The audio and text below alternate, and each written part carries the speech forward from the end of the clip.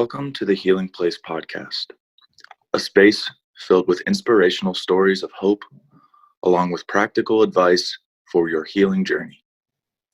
Your host is Teri Wellbrook, trauma warrior, writer, speaker, blogger, therapy dog handler, and founder of the Sammy's Bundles of Hope project.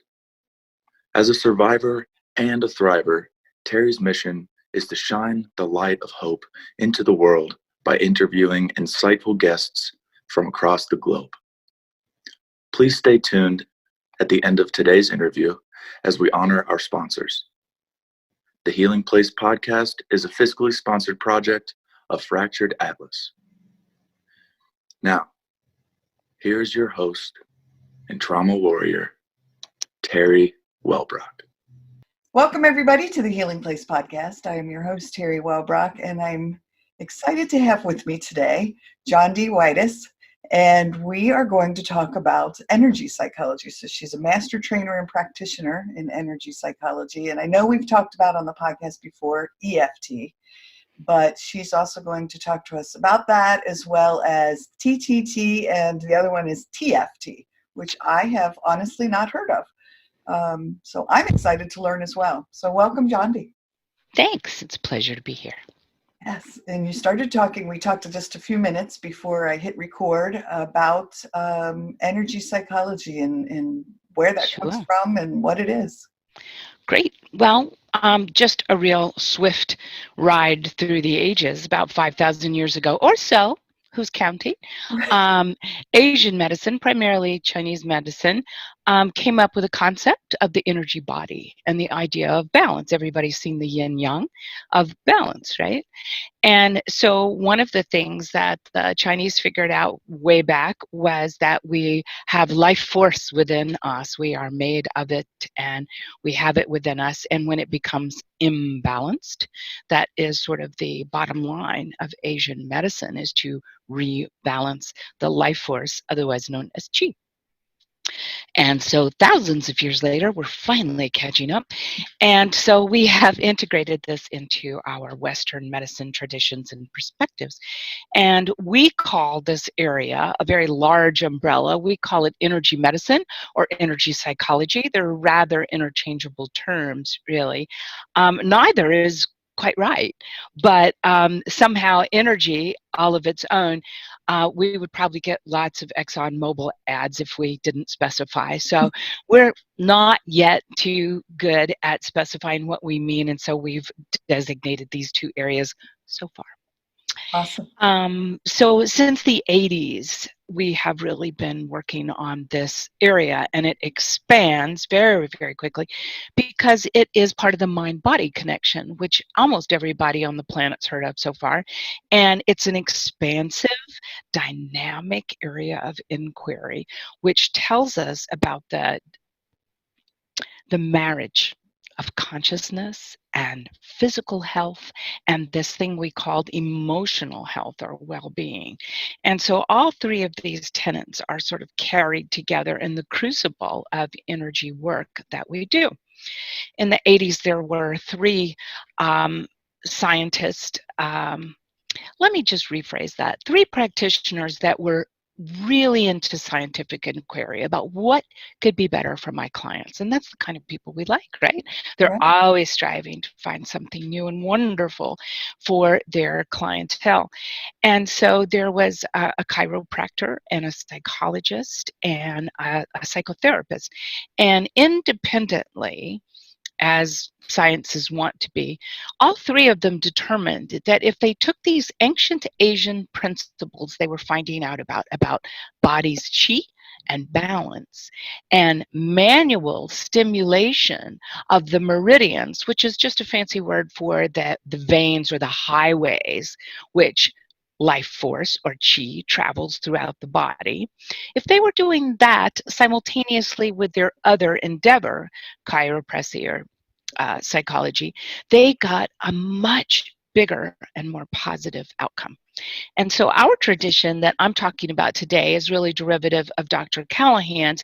He had this idea that together these things could be called thought field therapy, TFT. And over the years, it was just actually for professionals in the mental health area. One of his students, though, was a Stanford-trained engineer called Gary Craig, and turned out that he was a really good engineering student, but what he was really interested in was human engineering. And so he started taking every course he could find and spent hundreds of thousands of dollars in personal empowerment and looking at all the different ways that one could elevate themselves and their health. And he decided to take Dr. Callahan's work and squash it into an elegantly simple little quark, and he called it EFT, for Emotional Freedom Techniques. And so there's a couple of radical things that we love him for. He's still very much with us.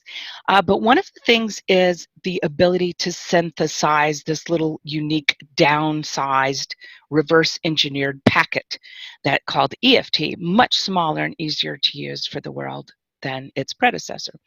The other thing was he had this idea that he expressed about all negative emotions were actually an energy disruption. Yes. And people went, what? And so, you know, he's probably not still out there explaining that concept, but the basic idea, including of my direct mentor, Gwyneth Moss, is it's about a consciousness of a disruption in your energy system, which is, right? Yeah. Or, ooh, there is something that happens that alerts you to the fact there's a disruption in your equilibrium. And that's, as they say, where it all began. And this is what we do in energy psychology. Since that time, I'll give you that third T you ask about. TTT stands for trauma tapping technique. And it is a derivative that is directly from Roger Callahan and Gary Craig and comes together in another kind of algorithm, which is closer actually to TFT. But its value is that my friends Gunilla Ham and Ulf Sandström are Swedish, and they have spent half their lifetime anyway in the Western diaspora of refugee camps and children of war, displaced persons. And they have spread this work, TTT, to everyone they found. And the beauty of it is they decided, because there are well over 300 dialects, that they would never be able to master those or be understood, etc., etc. Bingo, they had this great idea. Let's make it wordless. Let's just do an algorithm or procedure and make it wordless. And we'll tell people through a confederate, a compatriot, a local, a guide. We'll tell them to please assemble everybody, and we'll tell them to please think about that which troubles you. And while you hold that thought, see, we're going back to thought field therapy. While you hold that thought, we want you to do this little algorithm of manual stimulation, and bingo, you'll feel better. Yeah. And so now you have all three T's. That's fantastic. I had Lorna Meinweiser on, and she also talked about she's a friend. And the beautiful work that they're doing, you know, particularly in war. Let's tell your viewers if they want to look into it. It's peacefulheart.se, which stands for Sweden. Okay, wonderful. Well, thank you. Yes. Sure. Fantastic. Welcome. Well, I have utilized EFT along my own healing journey. First started with EMDR therapy and to process traumas, but I found EFT.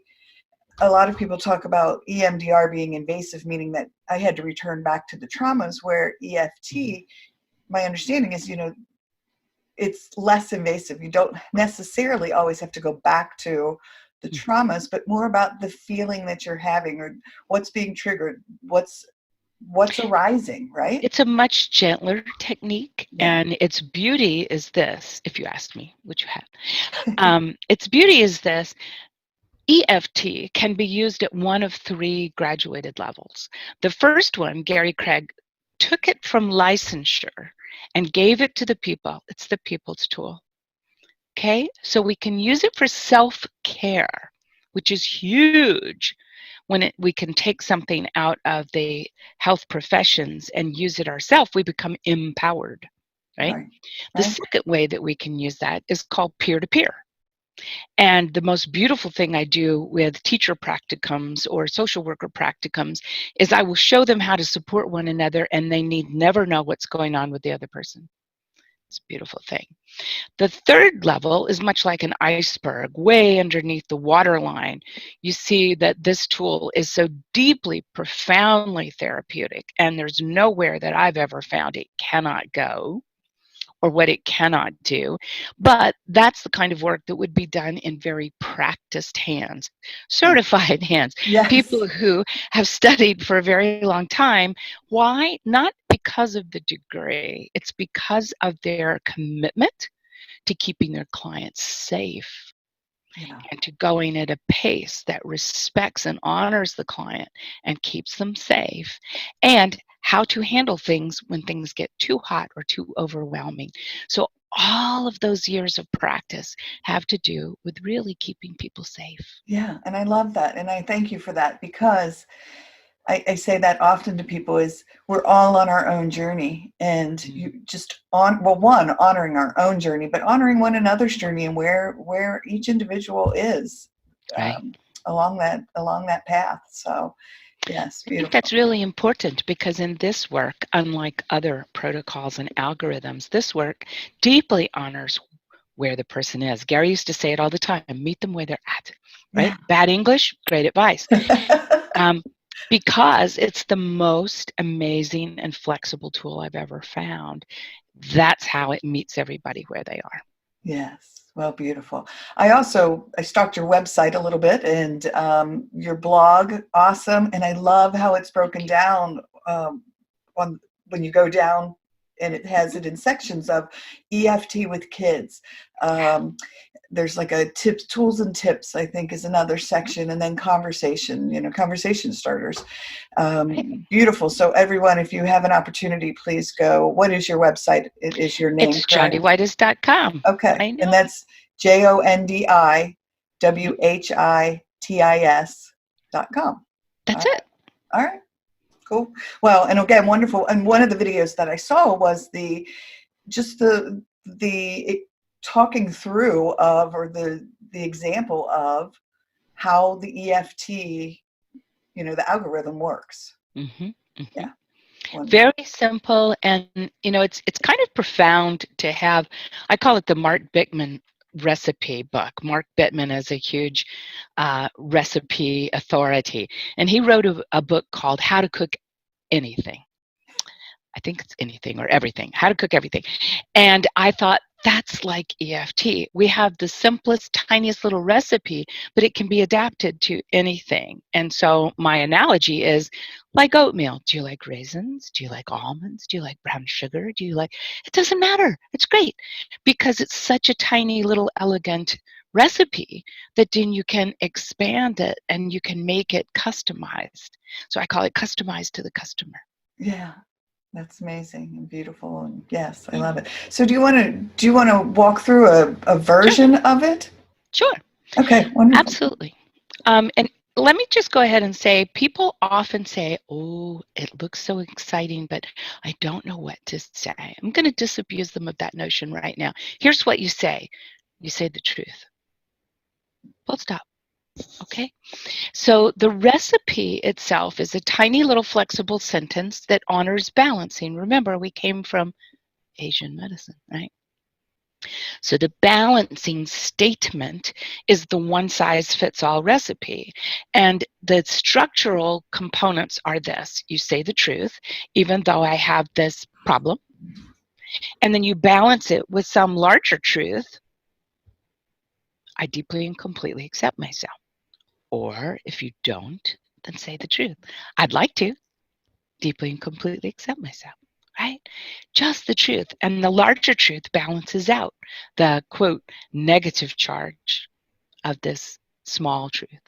I'm angry right now, and that's just true. I feel angry. Yeah, that's true. I accept that that's the way I feel. Do you see, I'm already customizing to the customer, but the statement has not changed, not in its material form. And the way that we apply the statement is with the blade edge of the hand here. So we use our stimulators, otherwise known as fingertips, and we can put the fingertip to the blade edge side of the hand. Either one, we're bilateral, it doesn't matter, and you can switch it up doesn't matter. And we say the sentence, even though I have this problem or issue, I deeply and completely accept myself. Okay? I usually do it about 3 times, which is what Gary did when he first started, so that you can really focus on the statement.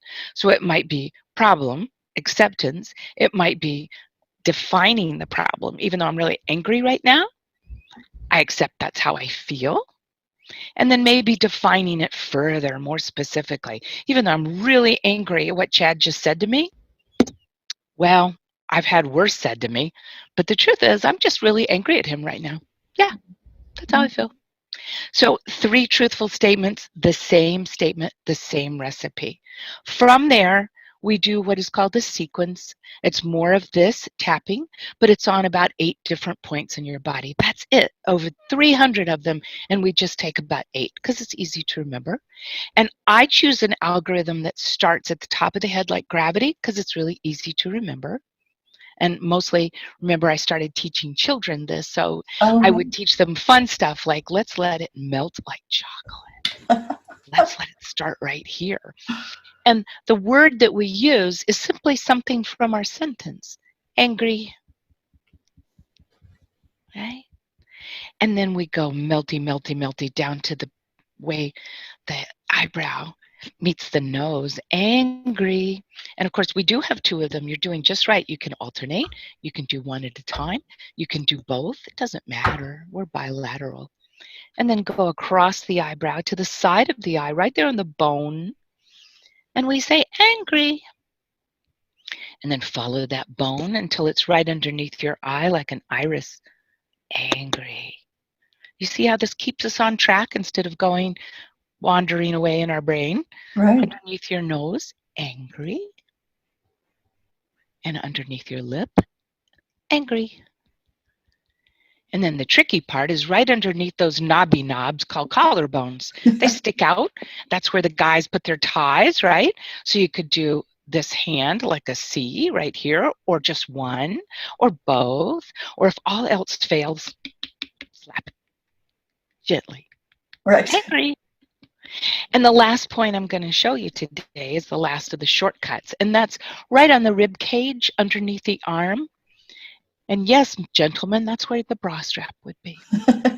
Angry, right? That's it. That's the tiniest, tiniest little thing we call the shortcut recipe. And so, side of the hand, define the problem and do the sequence. You can do it as many times as you wish. The important part about EFT, though, that's very different than cognitive therapy, is we start off with knowing how much. And then in a little while, we come back and say, and now how much? EFT is all about testing so that you and the client knows. Are we there yet? It's a beautiful thing. Yeah. And so it's about releasing that anger. Is that okay. And so do you have to end on any sort of a positive note? Because it almost seems like you're still focusing on that. The truth is always positive. Okay. Right? Fascinating. And so there are people who like that because they can't stand the discomfort of what they think is negativity. Right. But I would just Right. ask them to tap on that. Yeah. The idea is truthfulness is not positive or negative. It's just truth. Right? Okay. So after I tap a little while, I want to ask that question. I want to go, and how angry do I feel now? And chances are really good, really fast, it comes down. And added bonus, you'll find out why. Right? Yeah. It's a beautiful thing. It And then is you can tap on that. Right. Okay. Well, I love it. And again, you help clarify so much of the purpose of going through the motions of it. Yeah. So. Well, all of these points are designed to hit all 13 meridians in a way that is really easy, really gentle, really fast, and accessible. You see that I didn't lie down. I didn't have to take off my clothes. I didn't have to have somebody help me. Right. And we did it like that. Yeah. That's the point. So I can hit all 13 of the meridians that the Chinese medicine has by just those 8 points, because some of them, like this one, are at supercharged points. It's like spaghetti highway, spaghetti junction. And so we have a lot of efficiency. And people will often ask, so I'll go ahead and answer that. They'll say, what if I forget where a point is? Or what if I forget a point? Will it still work? Well, it's remarkably loving and forgiving, and yes, it will.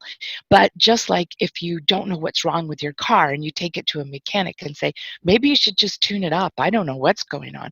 They go through all the circuits to find out where is it going awry, but let's just do the whole thing. And that's one of the things Gary took out of TFT, was it had diagnostics. What is the problem? And then had algorithms that you looked up like recipes. Gary went, just do a tune-up and it doesn't matter. Right. You've hit them all. You've hit them all. Yeah. It's a beautiful thing. That is An efficiency plan. And that is what engineering loves. Yes. And amazing. And I know I've talked about it on the podcast before, but for anybody new tuning in, the first time I went through this with a practitioner, I sobbed through the entire thing. I was an emotional basket case, but I'm telling you, by the time we finished, because we went through it several times, phew, what a relief I felt.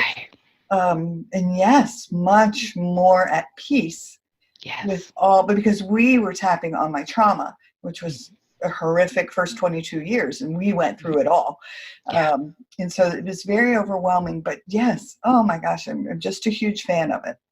Well, I'm delighted to hear that. And we want to make sure we don't scare anybody. Right. We want to say you go as slow as you need to go, right? A good practitioner is patient with their patient. Right.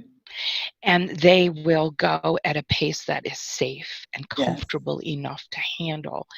And the reason Gary called it emotional freedom techniques is because you're no longer ruled by overwhelming emotion or negative emotion, or what we call in the business limiting beliefs. Yeah. Right, about ourselves. Well, and that's why I brought it up. That's what that release is all about. Yeah, and I thank you for saying, honor, meet people where they are, and just honor that pace that's needed. Yeah. It's kind. If nothing else, it's kind. Yeah. Beautiful. But it's also safe. Just interrupting the podcast interview for just a moment to give a shout out to the latest donors to the Healing Place podcast funding drive. The Healing Place podcast is a fiscally sponsored project of Fractured Atlas. And Kathleen Hannigan has donated on the Resilience Ally level, a generous donation, of which we are very, very grateful. And as well as Melissa Adamczyk on a friend level.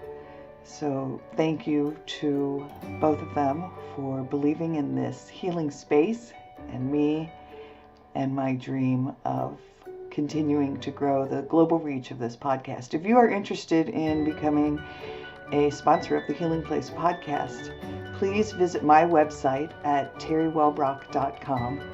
That's www.teriwellbrock.com. And you will find at the top of each page a link for Donate Now at Fractured Atlas. And I will be ever so grateful for your support. All right, now back to the interview. Thanks. Yeah. Now you've also written 2 books that I saw as well. I have, and I've got 2 more ready to come out. It's not a whodunit. Sorry about that, guys. I have 2 what I call desk reference books, and arguably they're for people who are in the helping profession. They don't have to be in tapping at all, but that was my natural constituency, is people who like to tap or want to know about it. So the first book is called How to Be a Great Detective, and it helps you learn how to ask quality, incisive, curious, compassionate questions. Yeah. And that's on Amazon. My second one is actually for people who want to spread the word or do healing groups, and it's called How to Give Great Introductory Groups. Yeah. And so it's a checklist, as well as philosophy, as well as admonitions that I've learned over time through experience about what not to do and how to do things more easily. So instead of reinventing the wheel, it's pretty much set out for you like a template. My next two books are somewhat different. The new one is going to come out, I hope, at the end of this month, and it's called Emotional First Aid for Children, Oh, Compassionate Action. And so it's a field guide, a handbook. And I co-wrote that with Deborah Miller, PhD, who works often in a pediatric oncology unit in Oaxaca, Mexico. And my book behind that, which is probably May, is called Now What? Facing Serious Health Challenges for Yourself or a Loved One. beautiful. Yeah. Well, and when I looked it up, one of the things that I just loved was it was the HandyDandy Guides. I just love that. Thank you. Well, as you can tell, I'm really all puffed up with it. So self-important. But the idea is, I think that this is the people's tool. I often call myself the people's teacher because there's plenty of places that you can go and learn within the therapy businesses. There's seminars, there's APA-style seminars, conferences, etc. But Gary went to a lot of trouble to pull this out and make it accessible to the world. We think there's probably about 9 million people that have been exposed to it, give or take, in the last 30 years. And that is getting faster and wider and deeper. So I want to make sure that people know this can be used in any therapeutic practice, but it was originally the people's tool. Yes, wonderful. Well, again, thank you for what it is you do, and so anything else that you want to talk about today? Well, I did want to encourage people to know that the thought that Western medicine, allopathic symptomology type of medicine, Newtonian medicine, is that there's something wrong with you and somebody out there knows better than you and they're going to fix you. And I'd just like to say, I think that that's just a wholesale approach that has not served us very well. Right. And so in energy work, the beautiful thing is about a return to consciousness of self, a return to wisdom that is innate and is within you. Even if it's unconscious to you right now, it can become conscious to you with intention and patience and these tools. You do know, excuse me, you do know everything. I know all of my clients. They already know.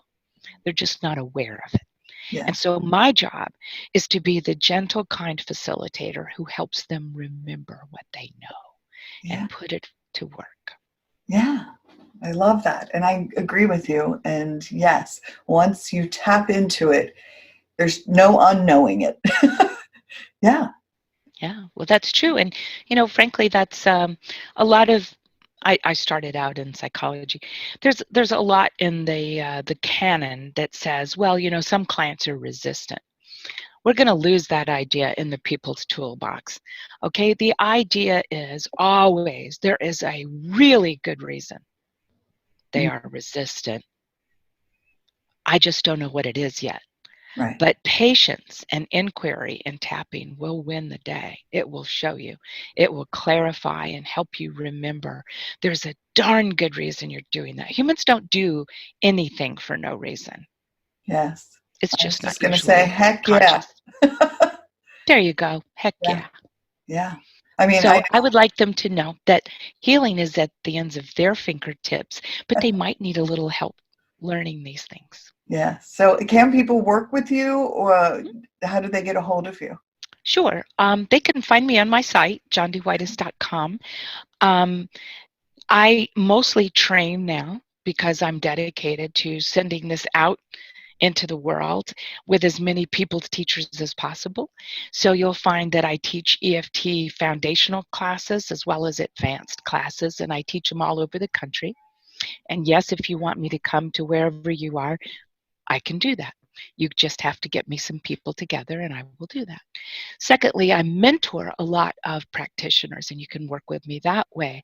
Let's say you've been tapping for a while. Let's say you're like me, an accredited certified kind of practitioner. You still have to stay in plumb. You still have to do your own work so that you're able to help other people and your stuff is not in the way. So mentoring is what we do, and I mentor a lot of people. And then there's clients. So you can come to me as a client. I still maintain a small practice, which I call to keep me honest, because I don't train what I don't do myself. Right, exactly. Can we talk about kids for a minute? Sure, let's please do talk about children. I've worked with kids. Kind of my mission. Yeah. My mission is to create a better future by teaching as many children as possible how they're made and how to work with that design from as early as possible so that they can take care of themselves and they can take care of others. That's the mission. Yeah. So one of the reasons I've written the book Emotional First Aid for Children, which is not EFT, it's about small little algorithms that enter the nervous system. Tapping, yes, but no words. It's about different algorithms that I found that help them out. And we don't have to use words. Because when children are frightened, they're offline, shall we say. Yeah. They can't really attend to what you're trying to say. That's why the more upset we get, the stupider decisions we make, because we have less and less access to our cognitive, our prefrontal cortex up here. Because our body is preparing to help us escape. Yeah. It's not about thinking or digesting. It's to help us get away, or if we must fight, or if we must shut down, right? So children are no different. They are, in this case, just smaller people, but they don't have the faculties that older people have. They don't have the resources and the resilience that they have learned because they've lived this long in comparison to you, right? And so that's why it's uber important that we teach them as early as possible, as early as 2 years old, just to say, whoops, uh-oh, whoops. Whoops, that hurt. Do you see a pattern here that could just lend itself to you to making those algorithmic patterns just innate? Yeah. Right? Yeah. And let me show you this. I actually started learning how to show people this when I was doing veterans work. I still do some pro bono veterans work because so many of them have PTSD that are not getting the help that they want, right? So one of my veterans said to me one time, they said, well, I'm not doing that stupid stuff. I'm not going to let people watch me do this. I said, oh, okay. And I said, let's see, what could I do that would be different? What could I do that would, I don't know, allow you to somehow, I don't know, just, sit in your chair and, I don't know what I could do. What could I do? And he started to laugh and he goes, you tricked me. And I said, no, actually I didn't. Those are nature's self-soothing points. That's how come we know they're the right ones. And so any child will reach to any of those points too. That's why we go, no. Oh my God. And touch those places, right? We touch those places. So we're just going to make sure they know to touch those places. Make sure they know how to tell the truth and that there is honor and dignity in truth. Yeah. I love it. Well, and children hold a special place in my heart. That's why Sammy and I in our therapy dog work, we work with kiddos. We volunteer with kiddos in helping them find tranquility and find their calm. So what a beautiful gift that is to children. It is. So I hope you'll integrate that into their life. Yes, for sure. Yes. I love it. Thank you. Good. Again. You're so welcome.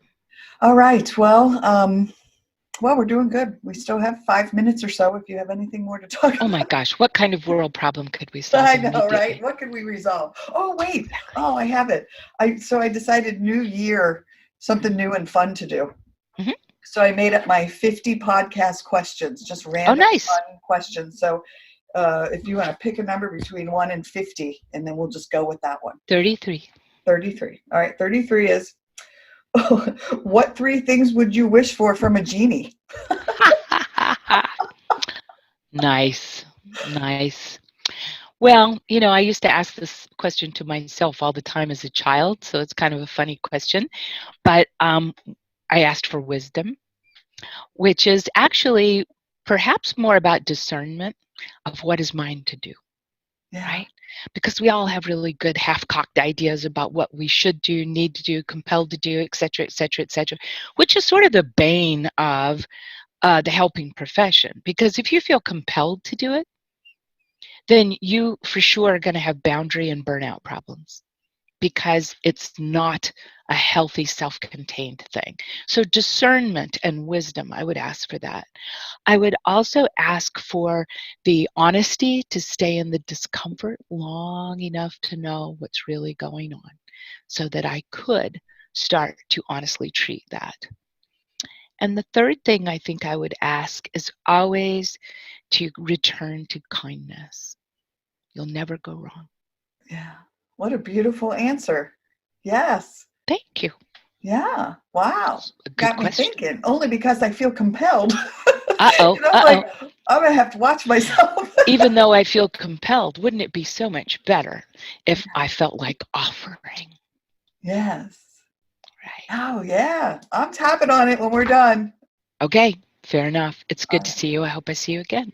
Yeah. All right. Well, everyone, thank you for joining us today on the Healing Place podcast. And until next time, remember, be gentle with yourself. All right. Bye-bye.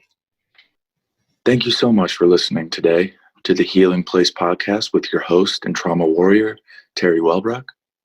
If you enjoyed this episode and want to learn more about Teri, her mission, and the Hope for Healing journey, visit Teri's website at www.teriwellbrook.com. Thank you for liking, commenting, sharing, and offering your reviews on our YouTube channel, audio outlets, and Facebook page. And as Teri reminds us, until next time, remember, be gentle with yourself.